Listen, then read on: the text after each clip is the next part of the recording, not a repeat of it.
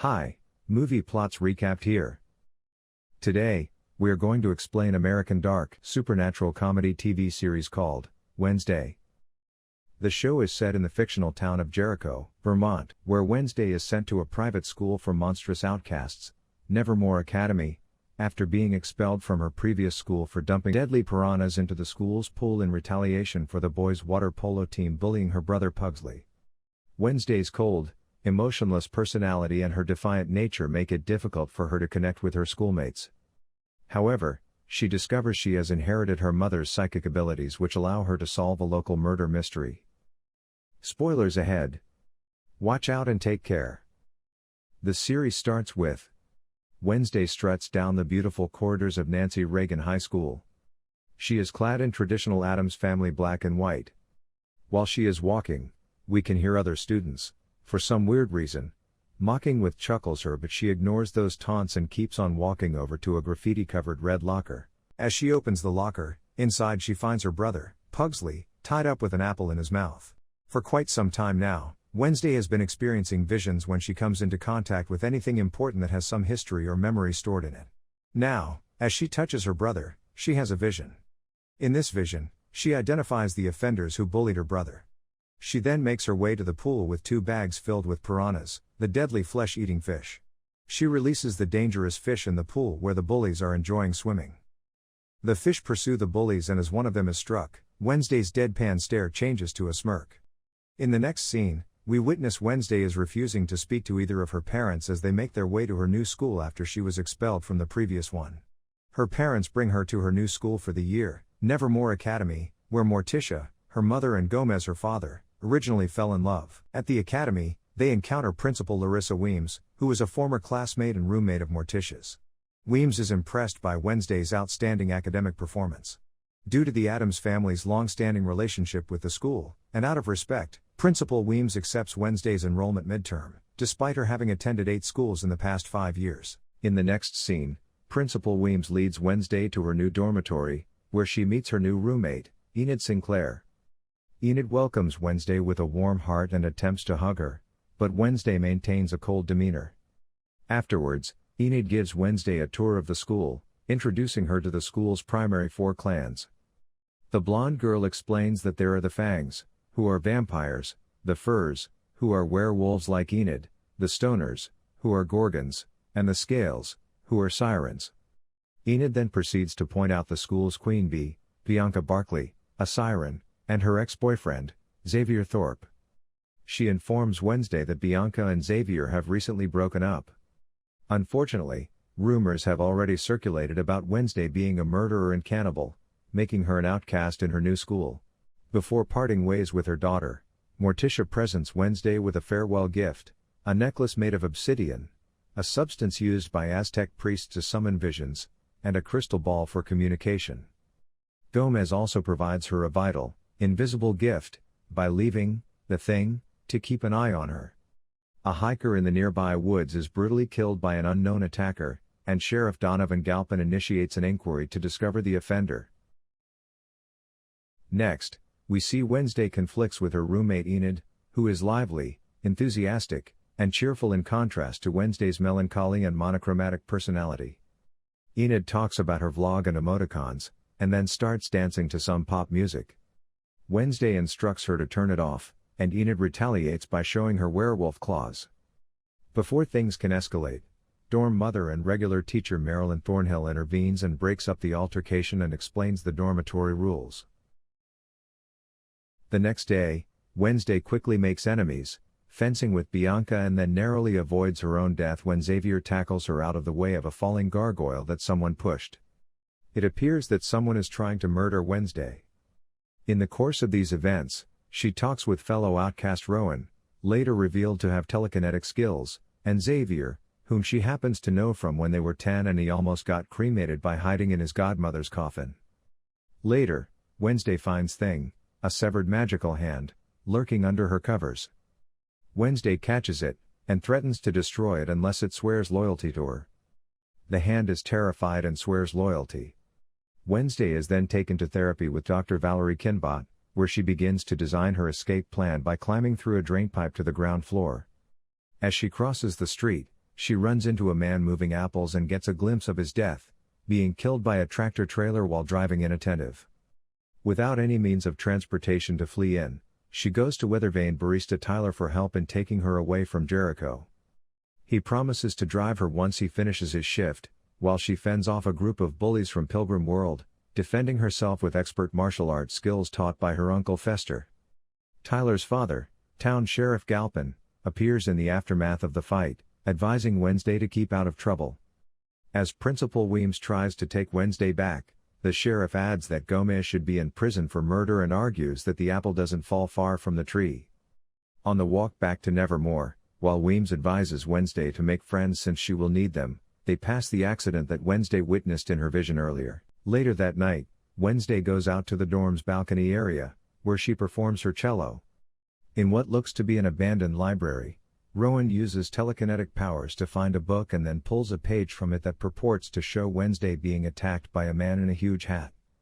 At the police station, Tyler checks Gomez's file. In his office, the sheriff looks through his murder investigation on a chalkboard. In the quad, Xavier pauses painting a raven mural to listen to Wednesday's music.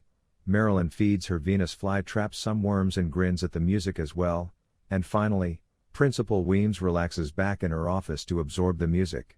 In the next scene, we see Enid joining Wednesday on the balcony. Wednesday introduces Enid to Thing, and Enid seems a little frightened but also fascinated.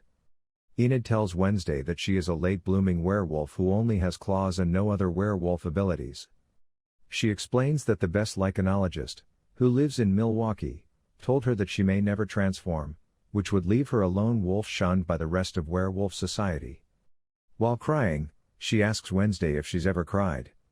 Wednesday recalls a childhood incident when some bullies ran over her pet scorpion, Nero, with a bicycle when she was 6 years old.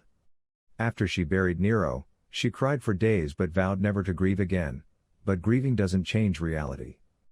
Enid makes a commitment to keep it a secret, but both agree that they think the other is strange as crap. Wednesday wants to run away from school and requests that Enid teach her how to use her computer. After that, we see Wednesday making plans for her escape at the Harvest Festival fair. She asks Tyler for a crucial lift by sending the Thing, Enid's video call number, which he has stored in the Thing's palm. Tyler gives her a police report from Gomez and she manages to escape from Principal Weems' watchful eye. The thugs from Pilgrim World show up with baseball bats in hand, trying to finish what they started earlier. While trying to get away, Wednesday accidentally runs into Rowan. As a result of this connection, she experiences a second vision and predicts his demise. Wednesday runs after Rowan to warn him, but he attacks her first and uses his powers to tie her to a nearby tree. Since he is the one who must guard Nevermore, Rowan admits that he was the one who attempted to kill her using the gargoyle. Then Rowan shows her an antique artwork of a woman who resembles Wednesday and foretells the appearance of a dreadful creature. Rowan's mother drew it and explained to him that it was his duty to stop the girl from wreaking havoc at the school. Before Rowan can kill Wednesday, a mystery creature makes an appearance and appears to maul Rowan to death. Wednesday takes Rowan's drawing and puts it in her pocket before leaving the scene. In the next scene we see, Wednesday receives a message from her parents via the crystal ball asking for an update. Their daughter wonders to herself how she learned that her father might be a murderer, learned that she might be the one to blow up the school, and understood that a homicidal monster actually spared her life. She also considers how she narrowly escaped death on 2 separate occasions. In the end, she makes the decision to tell her parents that she anticipates falling in love with this place. Next we see, the police is looking for Rowan's body in the forest after a horrifying attack happened, but they couldn't find any evidence that a fight took place or a body. Wednesday feels like she's going crazy because no one believes her story about the Rowan's murder. Things get worse when Rowan shows up unharmed and smiling at the principal's office. The police talk to Wednesday and her therapist, but only one person, Tyler, believes her story. Wednesday leaves her therapy session and sees Tyler. Enid is very happy that Wednesday is staying longer at school. They are getting ready for a school event called the Po Cup, a school competition that combines a canoe race and a foot chase. There are no rules for the race and Bianca Barkley's team wins this competition every year. Enid wants Wednesday to join in and make friends, but Wednesday wants to know more about Rowan. Enid tells her that all she knows is that Rowan and Xavier were roommates and that Rowan was strange. She also tells Wednesday that Rowan was kicked out of school for unknown reasons, and the Wednesday asks Thing to follow Rowan to the train station. Principal Weems talks to Wednesday about her psychic visions. She found out about her visions when Wednesday knew how a farmer died only by collision. Weems tells Wednesday that her mother Morticia also experienced similar visions at her age, but Morticia's visions were deadly and unpredictable.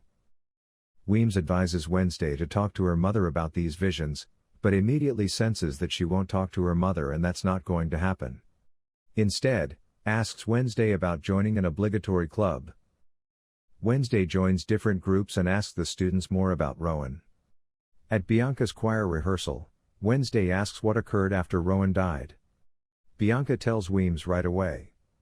For Wednesday's audition, she is requested to sing. Suddenly, glass starts cracking when she opens her mouth. Wednesday questions Xavier about his ex-roommate Rowan at archery. Xavier says that Rowan was acting peculiar the last few weeks. He tells Wednesday to keep away from Tyler, and Wednesday considers Xavier an aristocratic snob. Wednesday launches an arrow and hits the bullseye and a falling apple at the same time. Wednesday joins a club for beekeeping, which is a hobby of Eugene's. However, she has to leave the club meeting early because Thing found Rowan. Rowan is not truthful about where he's going, and he leaves with Marilyn. Thing follows them by clinging onto the back of their car and they end up at the train station. Rowan goes into a bathroom and comes out as an older man. Thing loses track of him, but it doesn't know that the older man changes into Principal Weems. Wednesday wants to go back to the scene of the crime for more investigation, but she needs Enid to cover for her. Enid agrees to join the beekeeping club only if Wednesday apologizes to Thing first, because Wednesday has not been nice to Thing lately. When Wednesday enters her room, she finds Thing flipping through a magazine and in angry mood. Wednesday tries to apologize, but Thing makes her open up and talk about her fears and the drawing. Wednesday is worried that she might do something bad as Rowan has predicted and wants to find out the truth before it's too late. After their conversation, Thing gently touches Wednesday's hand in a loving manner and forgives her. Wednesday meets Tyler in the woods. She finds Rowan's glasses on the ground and picks them up. This triggers a vision where she sees Rowan using his mind to make a gargoyle attack her, Rowan arguing with Xavier and tearing out a drawing from a book. Wednesday is determined to find the book as soon as possible. She goes to the library to investigate, and Marilyn, who is nosy, points out that the watermark on the page of the drawing is from the Nightshade Society. Wednesday goes to Xavier's room to search for the book with the Thing, but they don't find it. Instead, Wednesday discovers a hidden compartment and a mysterious mask. She then overhears Xavier and Bianca talking. Bianca is jealous of Xavier's interest in Wednesday. Xavier tells her that he wants to protect Wednesday and that he was worried Rowan might attack her. Bianca wants to get back together with Xavier and warns him about Wednesday. After listening to Bianca's hateful and negative feelings towards her, Wednesday decides to help Enid in the canoe race. She wants to beat Bianca and win the competition to make her feel sorry. Race starts. Bianca's team has a hidden trump card, Merman, who tries to sabotage the other canoes. But Wednesday catches them in a net. Wednesday reaches the shore. As she runs to grab the flags, she has another vision. In this vision, a girl who looks like her twin, dressed in white, tells her that she is the key. Wednesday wakes up on the ground as the others are running with their flags. The race continues and the teams try to sabotage each other's canoes. With the help of Thing, punching the merman underwater, Enid's team wins the race.